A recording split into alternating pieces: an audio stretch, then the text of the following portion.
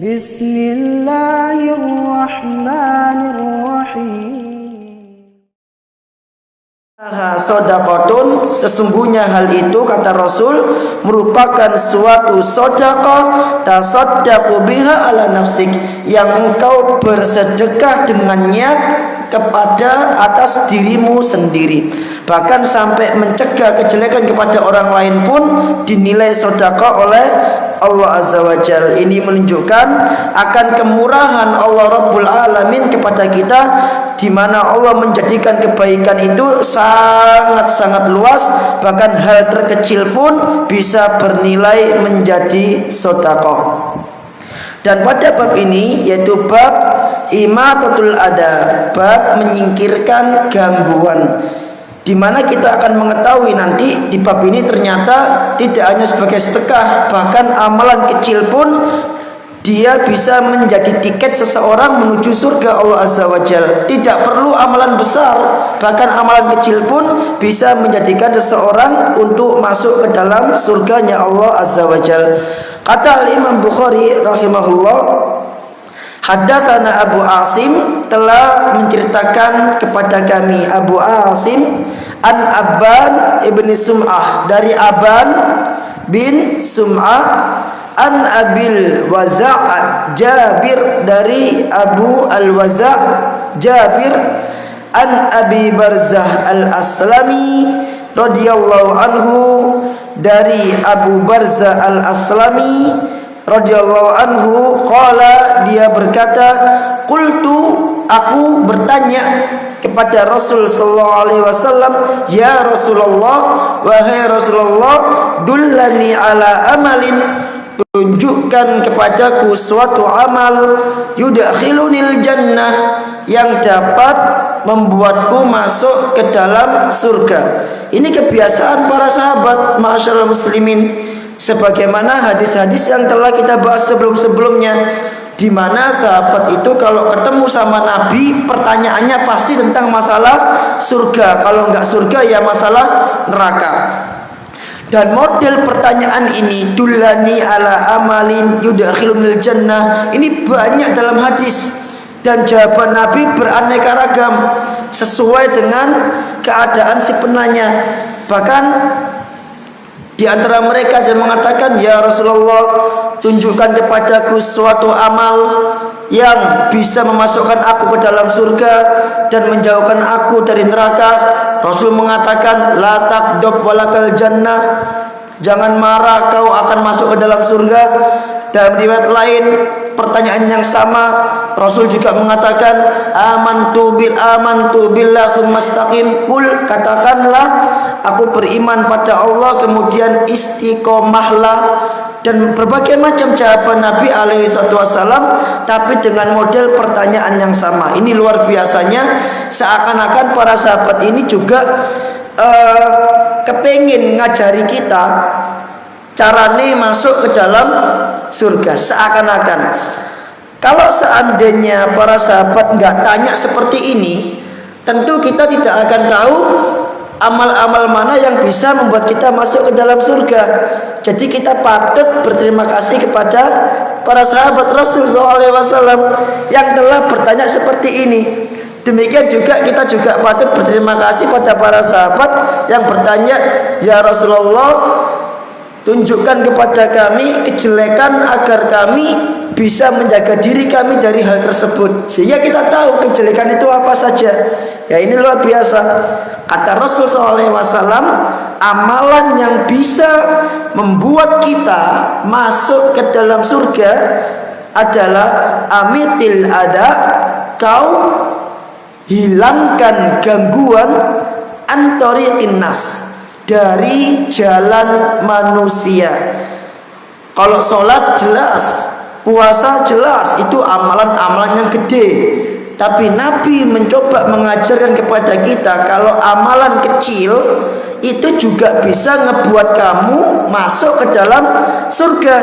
Buktinya apa? Ini Nabi mengatakan, amitil ada anitorik, kau hilangkan gangguan dari jalan, itu bisa ngebuatmu masuk ke dalam surga. Artinya sekecil apapun dari kebaikan itu adalah peluang emas untuk bisa masuk ke dalam surga. Kita baca hadis berikutnya, nanti terakhir kita baru baca pelajaran atau faedah-faedah hadisnya.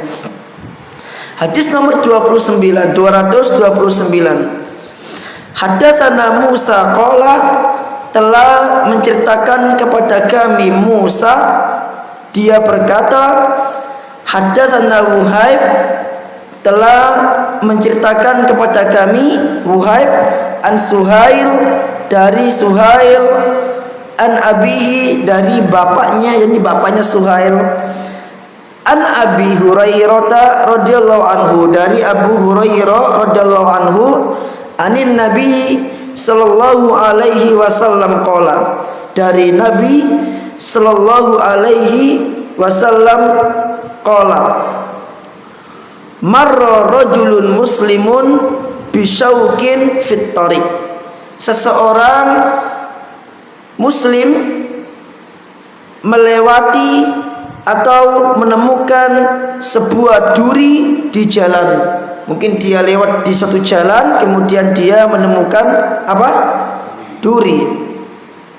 Faqal, kemudian dia berkata kepada dirinya sendiri, la amitanni hadha syauq, ya, la amitanna hadha syauq, la umitanna hadha syauq, aku akan menghilangkan duri ini dari jalan. Niatnya baik, tujuannya apa?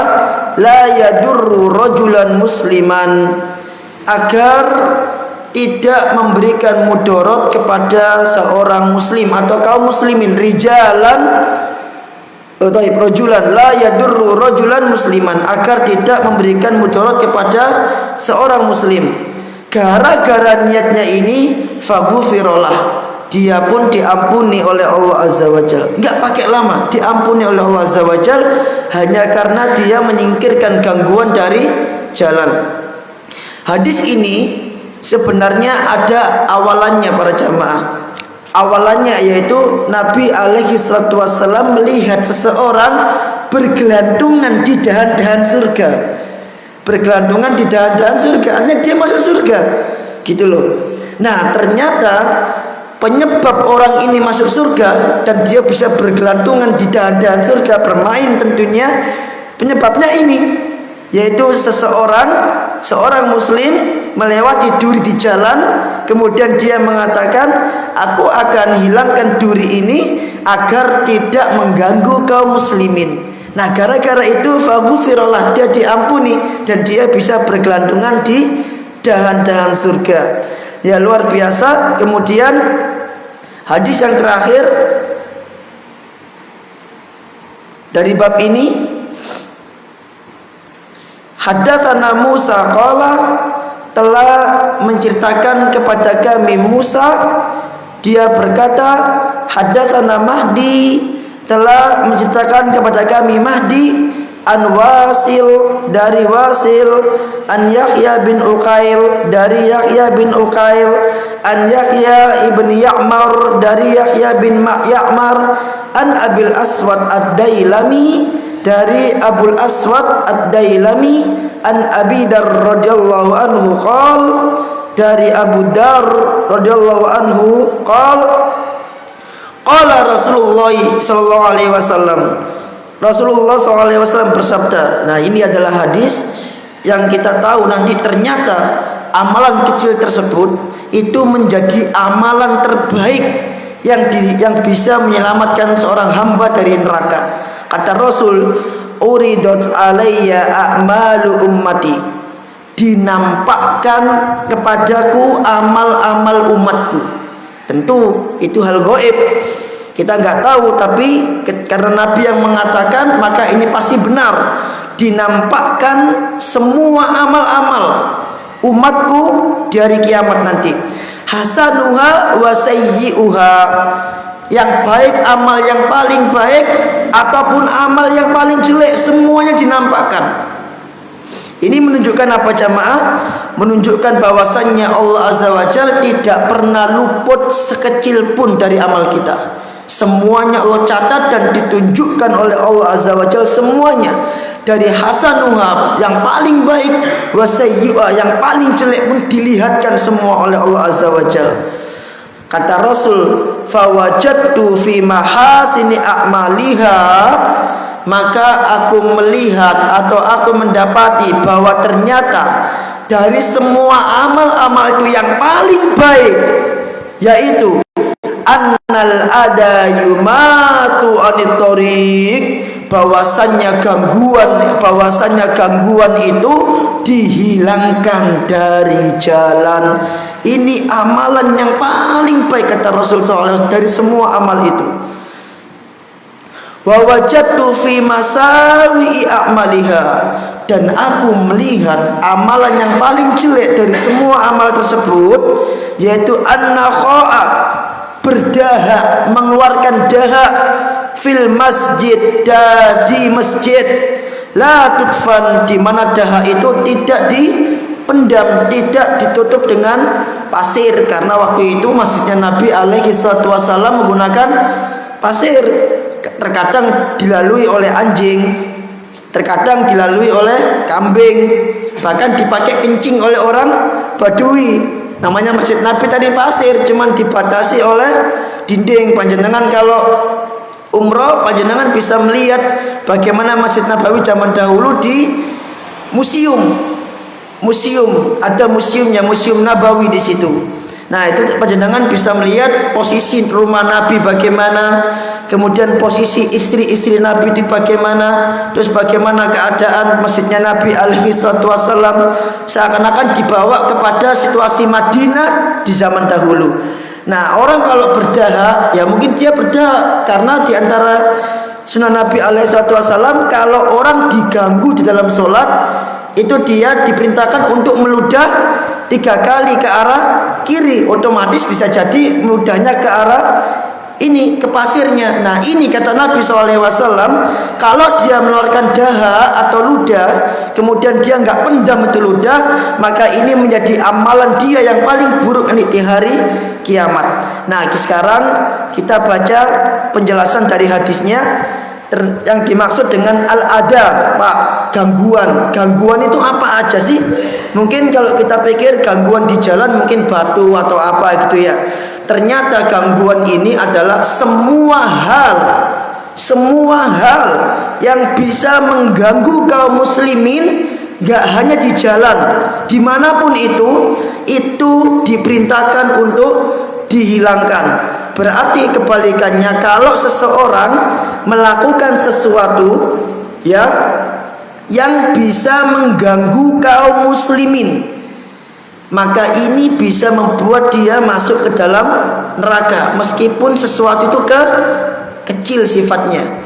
Sebagaimana kebaikan yang kecil tadi bisa membuat dia masuk ke dalam surga, sesuatu yang kecil yang bisa mengganggu itu juga bisa menyebabkan dia masuk ke dalam neraka. Berarti kesimpulannya apa, Pak? Kesimpulannya apa? Lek kebaikan sekecil apapun ojo diremehno. Karena sekecil apapun bisa membuat dia ke dalam surga. Lek kejelekan sekecil apapun juga jangan diremehkan, karena kejelekan yang kecil bisa membuat dia masuk ke dalam neraka. Khomer gak popo, siti ae tak icip. Ojo sitikmu itu bisa membuat kamu ke dalam neraka. Karena Ibnu Abbas mengatakan peremehanmu terhadap dosa itu lebih besar dibanding dosa itu sendiri. Orang melakukan dosa besar, dia ngeremehin, remehnya dia melakukan dosa besar ini, itu dosanya lebih besar dibanding dosa itu sendiri. Seseorang melakukan dosa kecil, kemudian dia mengatakan saciprit ae gak popo, siti ae gak popo, nyoba gak popo, halah gak popo mek siti. Peremehan dia terhadap dosa itu dosanya lebih besar dibanding dosa yang dia lakukan, meskipun dosa itu kecil. Itu kata Ibnu Abbas. Kenapa demikian? Karena ketika dia meremehkan dosa sekecil apapun, itu berarti dia tidak mengagungkan Allah Azza wa Jal dan yang dia maksiati. Ketika dia meremehkan dosa, berarti dia meremehkan pelanggaran terhadap haknya Allah Azza wa Jalla. Sekarang al-ada itu apa? Kasyauk, duri, itu mengganggu orang. Wal hajar, batu. Kalau orang lagi bangun, batu berserakan di depan rumah dia, itu mengganggu orang. Wa kullu ma yataqaddar minhun nas, dan semua hal yang bisa mengganggu manusia, wa yanfiruna anhu, dan manusia lari dari hal tersebut. Anjing itu gangguan itu. Kalau misalkan dilepas, oh jangan lewat situ, ada anjingnya, manusia pergi, itu gangguan. Kalau kita punya kemampuan, kita diperintahkan untuk menghilangkan gangguan tersebut. Itu gangguan. Atau mungkin melihara ayam, tapi ayamnya kata orang Jawa ngaproan, ngejar. Ada kan PT kayak ngono Pak. Saya punya tetangga itu lewat depan itu PT ngejar. Dulu anak kecil itu mesti lari, nggak berani lewat situ. Itu gangguan itu. Nggak hanya batu, nggak hanya duri. Semua hal yang mengganggu manusia dan membuat mereka lari itu gangguan. Wa yadkhulu fi kulli ma yuwaswisu alal marina fi tariqihim, dan masuk juga adalah semua hal yang bisa mengacaukan, yuwaswis, taswis, membuat kacau orang yang lewat di jalan mereka. Itu gangguan. Semua hal yang mengacaukan orang yang lewat di jalan itu adalah gangguan. Banjir itu gangguan. Ya. Au yu'dihim natnuhu, atau yang bisa mengganggu jalan mereka. Apa natnu ini ya? Sebentar Pak. Oh iya, natnu, bau busuk, atau bau busuk yang bisa mengganggu mereka. Itu gangguan. Berarti menghilangkan gangguan ini memang hadisnya di jalan menghilangkannya, tapi ternyata yang dinamakan gangguan itu semuanya, mencakup semua secara umum. Maka bau badan seseorang yang kita ajak ngobrol, dia bau, ini gangguan yang seseorang diperintahkan untuk menghilangkannya. Gitu. Berarti kalau kembali kepada diri kita, jangan sampai orang itu terganggu dengan bau badan kita, terutama pada waktu sholat. Itulah kenapa Rasul SAW melarang orang yang habis makan bawang untuk sholat, karena bau bawang bisa mengganggu orang lain, apalagi bau ketiak. Ngapunten, bau ketiak bisa mengganggu orang lain. Demikian juga kalau kita misalkan habis makan sate, itu bau kadang, itu bisa mengganggu orang lain, maka itu tidak boleh dilakukan. Au yu'dihim an-nadaru ilaihi, atau yang bisa mengganggu penglihatan mereka, atau yang bisa mengganggu penglihatan mereka, maka itu termasuk gangguan. Walhasil yang dinamakan gangguan ini adalah semua hal yang bisa membuat lari manusia, mengganggu penglihatan mereka, atau menyakiti mereka. Meliputi apa tadi? Meliputi duri, batu, bau badan, dan hal yang mengacaukan mereka ketika di jalan. Itu semua adalah gangguan yang seseorang diperintahkan untuk menghilangkannya.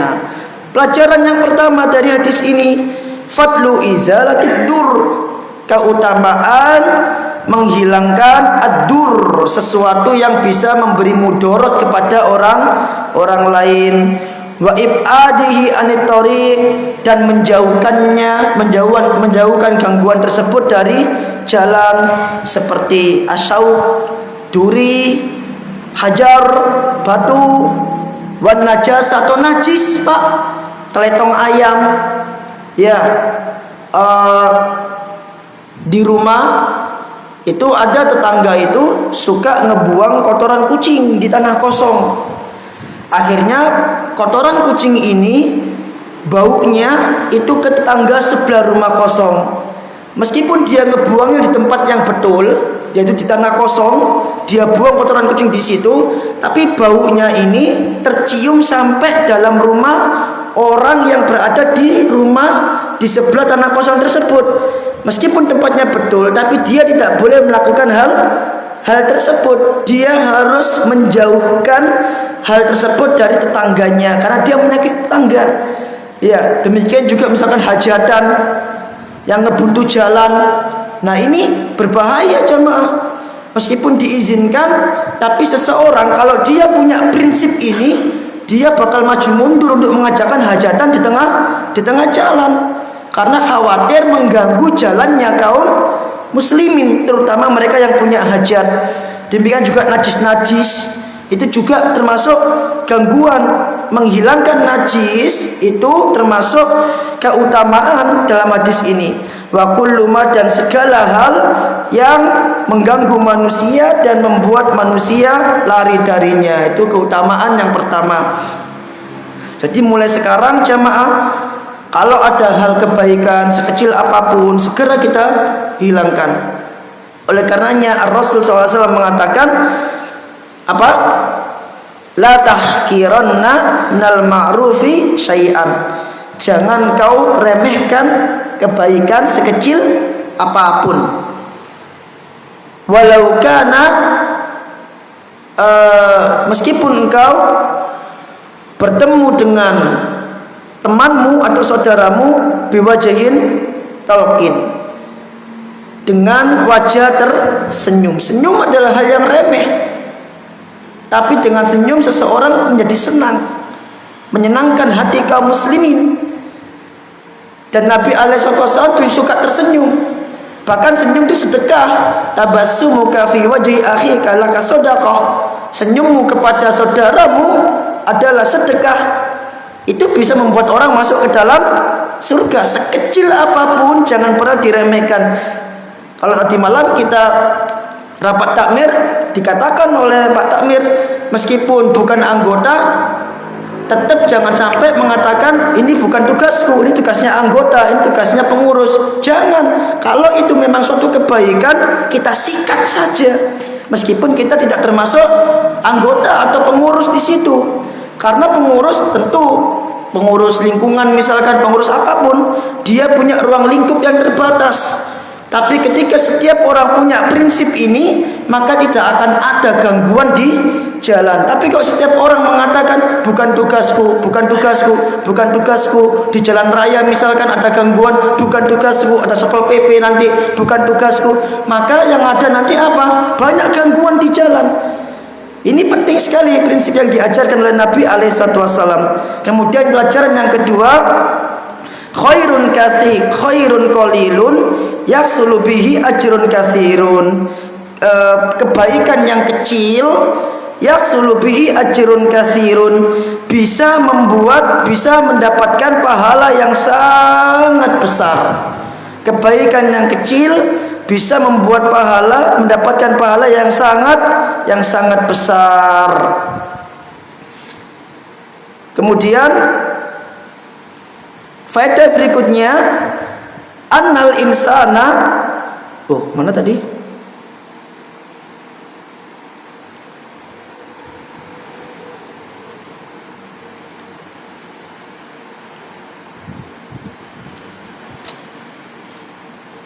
Sebentar Pak, ke atas ini. Nah ini dia. Annal insana idza fa'ala dzalika khalisan lillahi ta'ala fa fihi muraqabatul abdi rabbahu, bahwasannya seseorang apabila melakukan hal itu ikhlas karena Allah Ta'ala, maka hal itu bisa menyebabkan dirinya dekat kepada Allah Azza wa Jalla. Dia bisa dekat dengan Allah dengan amal yang kecil. Kemudian berikutnya, wa fihi alamatun dhahiratun alal ikhlasi lillahi ta'ala, dan pada menghilangkan gangguan dari jalan itu adalah tanda yang nampak atau bukti yang nampak ikhlasnya seseorang karena Allah Ta'ala. Kenapa kok orang yang menghindarkan gangguan dari jalan dikatakan ikhlas? wal insanu qad yaf'alu dalika, seseorang terkadang melakukan hal tersebut, wala yattali'u alaihi ahadun nas, dan tidak dilihat oleh seorang pun dari kalangan manusia. Maksudnya kadang kalau kita menjumpai sesuatu di jalan, kita hilangkan gangguan tersebut, itu kadang orang lain tidak melihat. Beda kalau orang lain melihat. Kadang orang kalau dilihat sama orang lain itu muncul apa? Kurang ikhlas, muncul wah kira mumpung ono ustaz rek tak jopoke. Dia kurang ikhlas. Tapi berbeda kalau menghilangkan gangguan di jalan. Kadang dia ambil hanya karena tidak ingin orang Islam terganggu dengannya. Ini bukti kalau dia apa Pak? Ikhlas. Kenapa ikhlas? Tidak dilihat sama orang. Maka menjadilah itu amalan yang sifatnya rahasia. Ngoten. Ya. Jadi merupakan tanda yang nampak atas keikhlasan seseorang kepada Allah. Karena terkadang orang melakukan hal tersebut itu tidak dilihat oleh manusia. Fahuwa yunahi wa yumitul ada anit tariq ibtigha'a wajhillahi wa ta'ata rasulih sallallahu alaihi wasallam. Itu dia menghilangkan gangguan atau membersihkan gangguan dari jalan dalam rangka untuk mengharap wajah Allah dan mentaati Rasul sallallahu alaihi wasallam. Dan juga faedah berikutnya adalah ittiba'u li Rasulillah sallallahu alaihi wasallam. Ya, engkau menghilangkan gangguan dari jalan, itu engkau mengikuti Rasul sallallahu alaihi wasallam, ittiba kepada Rasul sallallahu alaihi wasallam. Jadi pahalanya itu enggak hanya mengamalkan hadis, tapi panjenengan juga bisa mendapatkan pahala ittiba. Ittiba itu mengikuti Kanjeng Nabi alaihi salatu wassalam. Demikian juga dengan faedah berikutnya, kata Syekh,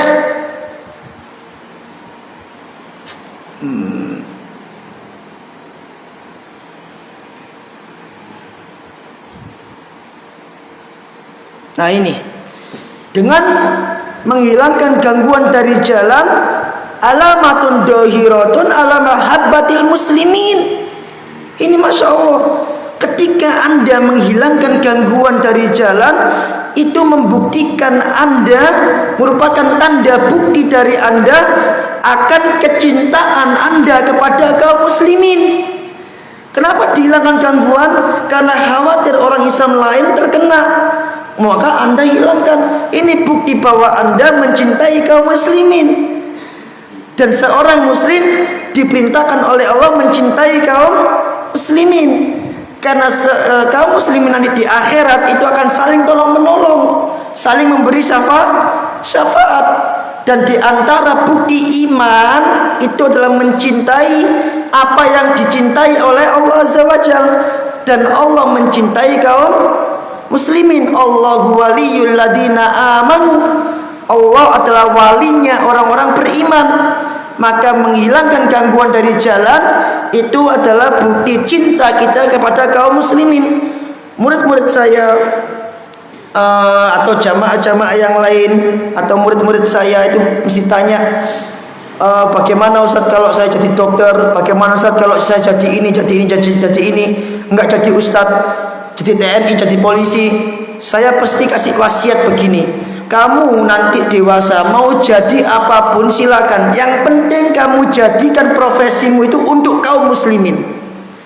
Itu sesuai dengan yang diajarkan Ustaz Ridwan rahimahullah. Apapun itu, karena beliau pernah tanya seperti itu, dan beliau mengatakan semua itu yang penting kita gunakan untuk kepentingan kaum muslimin. Kita korbankan semuanya untuk kepentingan kaum muslimin. Kalau misalkan Islam itu, kata Rasul SAW, ibarat bangunan, bahkan para nabi itu ibarat bangunan rumah, kemudian bangunan itu indah, kata Rasul SAW, kurang satu bata, kemudian ditanya ini bata ini yang mana, maka bata yang kurang ini adalah batanya Nabi SAW. Kalau misalkan Islam itu ibarat bangunan, kata dalam hadis, maka kita pastikan kita nyumbang meskipun hanya sebutir pasir untuk Islam.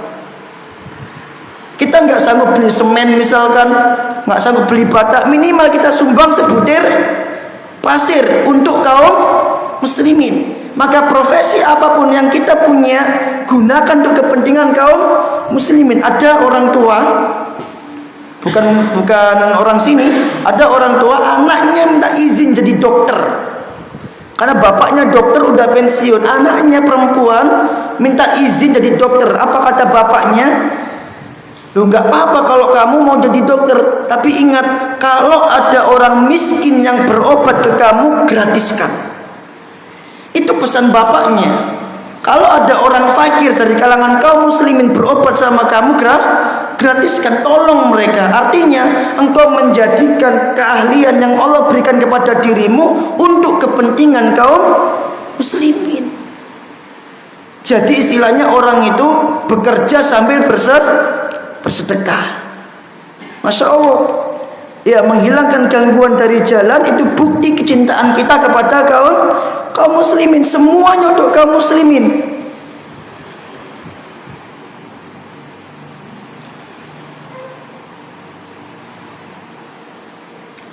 Wa hadza dalalatun ala istiqraril iman fil qalbi, dan hal ini menunjukkan atas tetapnya iman di dalam hati. Li'annal iman yustakmal, ini penting ini, karena iman itu akan sempurna bil wala wal bara, dengan wala dan bara. Wala loyalitas kepada siapa? Kaum muslimin. Bara berlepas diri kepada siapa? Musuh-musuh Allah. Siapa? Orang-orang kafir. Siapa lagi? Dan orang-orang pelaku kesyirikan. Karena iman tidak akan sempurna dengan al-wala wal bara, kecuali dengan al-wala dan bara bi mahabbatillahi wa rasulihi wal mu'minin, dengan kecintaan kepada Allah, Rasulnya, dan orang-orang yang beriman. Ini wala namanya. Iman akan sempurna dengan wala. Wala itu apa? Mahabbatullah, cinta sama Allah, wa rasulih, cinta sama Rasul, wal mu'minin, dan orang-orang beriman. Jadi kalau ada orang-orang beriman ngaku muslim tapi suka nyinyir kaum muslimin yang lain, ini dipertanyakan imannya, jamaah. Ini bisa kena nifak, munafik. Wong podo Islami tapi setiap perjuangan kaum muslimin sama dia diapain? Digembosin sama dia, dinyinyirin, gak setuju, jangan dikritik terus. Hati-hati, harus membela kaum muslimin. Pembelaan kaum muslimin, wal bara'an al kufri wal kafirin, dan berlepas diri kepada orang kafir dan kepada dari kekafiran dan orang-orang kafir. Ini baru dikatakan iman yang sempurna. Demikian juga berikutnya, wa hadza kulluhu, hadis ini juga menunjukkan ala annal insana ata bi amrin adimin, bahwa seseorang itu dengan kebaikan yang kecil dia bisa datang kepada Allah bi amrin adimin, dengan membawa kebaikan yang sangat besar.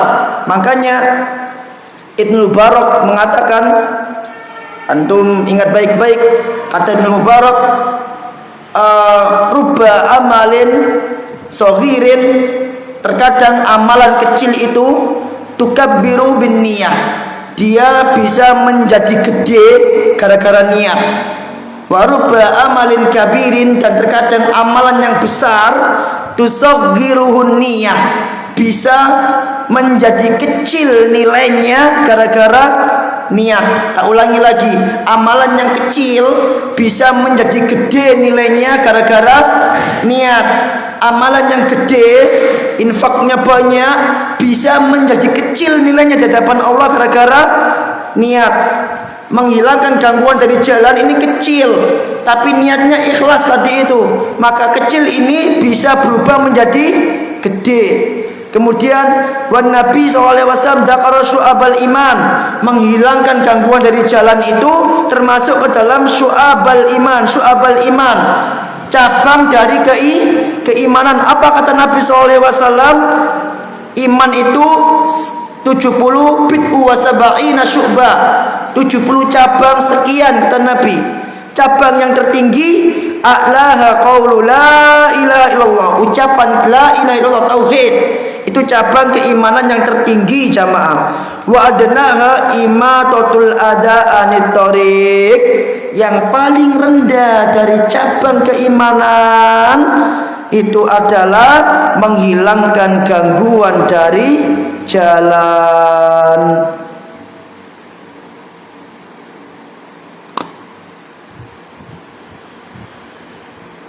Oleh karena itu, faida nadorta, apabila engkau melihat fituruqatil muslimin, di jalan orang-orang, di jalan kaum muslimin, wasyawari'il muslimin, atau jalan-jalan raya kaum muslimin, wa buldanil muslimin, atau di negeri-negeri kaum muslimin.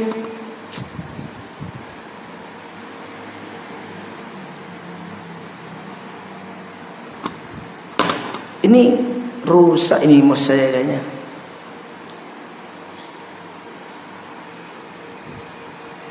Padahal ini wasiat yang bagus ini, kata syekhnya.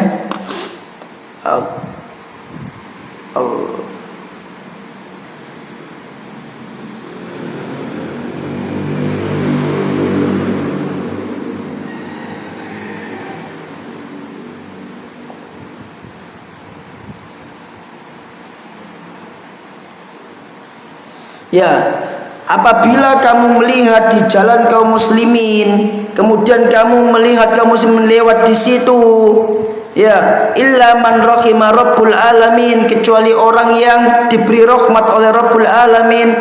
Kebanyakan manusia ihmalan lihadal asl adim, tidak peduli dengan masalah ini. Saking kecilnya tadi itu dia acuh tak acuh jarno. Apalagi kok naik motor mau berhenti itu nanggung, mesti enak ngebut kok mandek gitu. Karena enak nanggung gitu loh. Nah, ini kata Syekh, kebanyakan orang itu engkau akan melihat mereka tidak peduli dengan itu. Maka di antara wasiat Ustadz kita apa? Antum masuk ke dalam perkara yang tidak dimasuki oleh orang lain.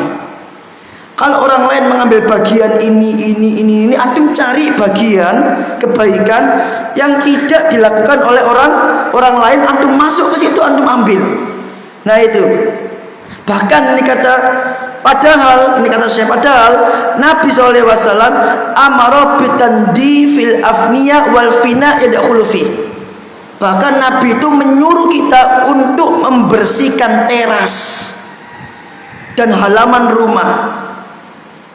Dan pada hari ini kata Syekh, pada hari ini kita melihat banyak orang yang gak peduli dengan teras rumah dan halaman rumah mereka. Padahal teras dan halaman rumah li'annal fina, teras dan halaman rumah itu kana kal madkhal ilal bait, itu seperti masuk ke dalam rumah. Padahal disuruh oleh Nabi SAW itu dibersihkan teras atau rumah tersebut. Kita lanjut ke sini.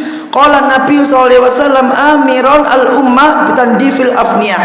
Nabi memerintahkan seseorang untuk membersihkan terasnya. Apa kata Nabi? Fa innal yahuda la tutahhiru afniyataha. Karena orang Yahudi itu enggak pernah membersihkan teras mereka. Orang Yahudi enggak pernah membersihkan teras mereka, halaman mereka. Maka la yukhaliful yahud, dalam rangka agar menyelisih Yahudi, maka seseorang diperintahkan untuk membersihkan teras atau halaman rumah. Ini menunjukkan, kata Syekh, ini menunjukkan ala khirsil Islam, semangat Islam al-adin yang agung, alan nadofatid dohiro, atas kebersihan. Jadi seharusnya Pak, agama kita itu semangat masalah kebersihan, harusnya orang Islam itu menjadi orang yang bersih, harusnya begitu. Berarti harusnya orang Islam itu tidak boleh kalah sama umat lain dalam masalah kebersihan. Kalau setiap orang Islam memperhatikan kebersihan dan kerapian, maka harusnya yang namanya kampung itu akan menjadi bersih.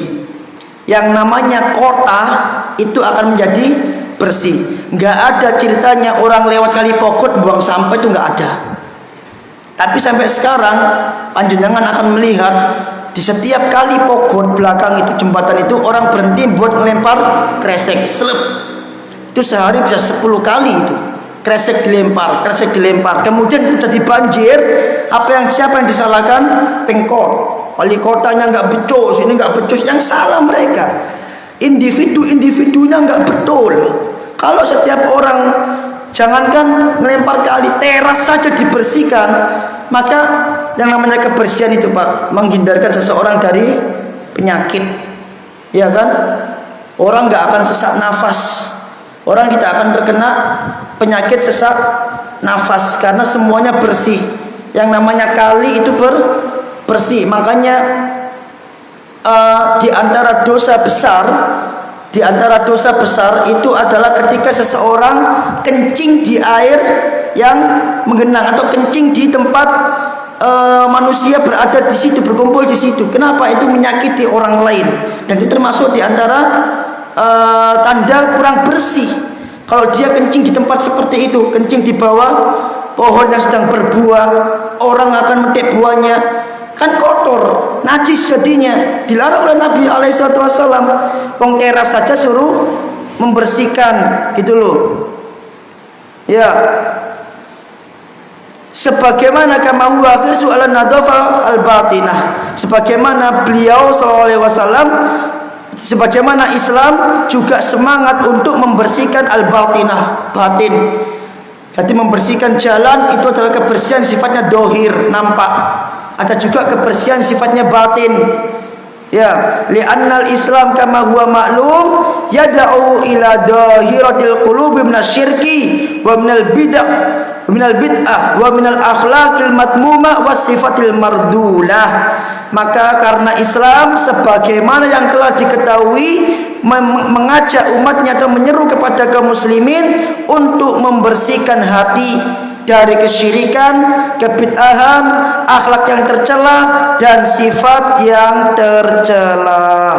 Ini juga termasuk jamaah. Demikian juga diperintahkan bitatrihil aswab, mensucikan pakaian, wal abdan, dan membersihkan badan. Sempurna Islam ini. Wa kadzalika ya'muru bitathhiril mahal. Demikian juga diperintahkan untuk membersihkan tempat tinggal, area-area tempat tinggal. Apa itu? Asyari', jalan raya depannya. Meskipun bukan bagian dari rumah kita, bersihkan saja. Kalau di kampung kan ada jalan raya, ada jalan setapak depan rumah, bersihkan. Wal manzal, dan rumah itu dibersihkan. Wal fina, dan teras itu dibersihkan. Lakinnal muslimin, tapi orang-orang Islam fi ghaflatin syadidatin, berada pada kelalaian yang sangat. Wa inna lillahi wa inna ilaihi rajiun. Musibah, yu'dunal marrah, akhirnya mereka mengganggu orang yang lewat. Waqad amara Nabi SAW, padahal Nabi SAW telah memerintahkan bi'imatotil ada anit thoriq, untuk menghindarkan gangguan dari jalan. Fahada fihi maksiyatun adimatun. Loh, nih, maka ini merupakan maksiat yang besar. Wa fihi ta'alluqun bil haqqil am, karena hal ini terkait hak umum, hak kepentingan umum. Ini luar biasa ini. Ya. Inna lillahi wa inna ilaihi rajiun. Manusia kaum muslimin lalai, sangat lalai dalam masalah ini. Padahal Nabi memerintahkan untuk membersihkan teras, membersihkan rumah, menghilangkan gangguan dari jalan.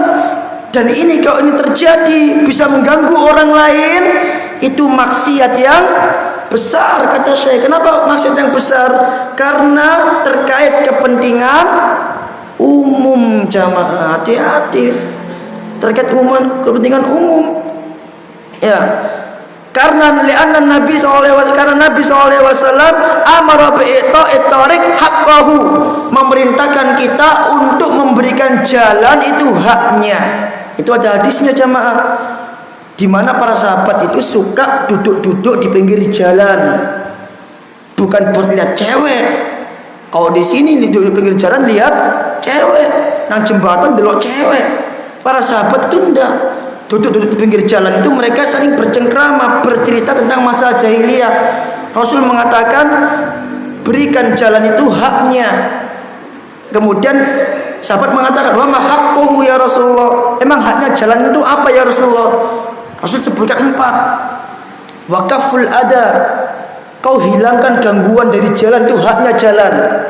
Wa ghaddul basar, kau tundukkan pandangan, itu haknya jalan. Wal amru bil ma'ruf, kau memerintahkan kepada kebaikan, itu haknya jalan. Wa nahyu anil munkar, dan engkau mencegah dari kemungkaran, itu haknya jalan. Berarti ada berapa haknya jalan? Berapa? 4. Apa yang pertama tadi? Menyingkirkan gangguan dari jalan, itu haknya jalan. Kedua, ghaddul basar, apa? Menundukkan pandangan. Ya, yang ketiga menyuruh kepada kebaikan. Karena di jalan mungkin ada orang kencing sembarangan, kayak tukang becak, ojol, kencing pinggir jalan. Amru bil ma'ruf, suruh dia kepada kebaikan. Ya, kadang pedagang pentol pinggir jalan, habis megang pentol kencing pinggir jalan, habis itu megang pentol lagi. Naudzubillah, saya kadang risih seperti itu. Kita beli pentol pakai tangan bekas orang megang, kemaluan. Naudzubillah. Ini kaum muslimin seperti ini, rata-rata seperti ini. Kalau panjenengan lewat jembatan penyeberangan itu pesing itu. Itu sebelahnya itu baunya pesing karena banyak orang kencing di pinggir jembatan. Ya, bisa jadi orang jualan-jualan yang di situ. Ya. Jadi Nabi memerintahkan kita untuk memberikan jalan itu haknya. Wa hada min haqqit thoriq, dan menghindarkan gangguan itu termasuk di antara hak jalan tersebut. Baik. Sampai di sini dulu jamaah. Ya, ini ada lagi nih. Walakinnal muslimin, akan tetapi kaum muslimin ini la tadri, dia enggak tahu, dia enggak paham. Engkau enggak akan tahu. Halhum la ya'lamun, apa mereka ini enggak paham? Apa ini mereka enggak paham? Idza kanu la ya'lamun, kalau memang benar-benar mereka enggak paham, fahada udrun akbahum nadunub minad danbi, maka ini udur, enggak dosa dia. Dan ini akbahu minad danbi. Oh afwan, fahada udrun, kalau misalkan kaum muslimin ini enggak paham, enggak tahu masalah ini, fahada udrun akbahu minad danbi, maka ini adalah udur yang lebih parah dibanding dosa. Mosok nginai tidak enggak tahu. Gitu loh. Fahada yakadu minal ma'lumi minad din bid darurah, karena permasalahan menghindarkan gangguan dari jalan ini adalah perkara al-ma'lum minad din bid darurah. Ini istilah jamaah. Jadi di agama kita itu, di ilmu usul itu ada istilah al-ma'lum minad din bid darurah. Apa maksudnya? Sesuatu yang seseorang itu bisa tahu tanpa belajar. Paham gitu? Khomer itu haram. Orang nggak perlu belajar masalah khomer untuk tahu keharaman khomer. Mengolokkan itu haram. Orang nggak perlu belajar tentang mengolokkan untuk mengetahui mengolokkan itu haram. Membersihkan rumah ini adalah sesuatu yang nggak perlu kita belajar. Orang udah pada tahu kebersihan itu wajib dijaga. Li'annal Islam amara bin nadhafa bid dhahira wal batin, karena Islam memerintahkan kebersihan dohir dan batin. Fima la yuhsa min nususil kitabi was sunnah, pada apa-apa yang tidak bisa dihitung dari nas Alkitab dan sunnah. Nah, selesai. Alhamdulillah, 3 hadis. Barangkali ada yang mau ditanyakan, fadhol. Berarti sekarang barusan kita sudah belajar masalah bagaimana Islam memperhatikan masalah kebersihan diri, pakaian, rumah, teras, dan lain sebagainya. Luar biasa. Dan itu juga termasuk perbuatan apa? Menyelisihi orang-orang Yahudi yang tidak bersih. Dan kebersihan itu merupakan sebab seseorang masuk ke dalam surga. Semoga bermanfaat. Kita akhiri dulu. Subhanakallahumma bihamdika asyhadu an la ilaha illa anta Astaghfiruka wa atubu ilaik. Assalamualaikum warahmatullahi wabarakatuh.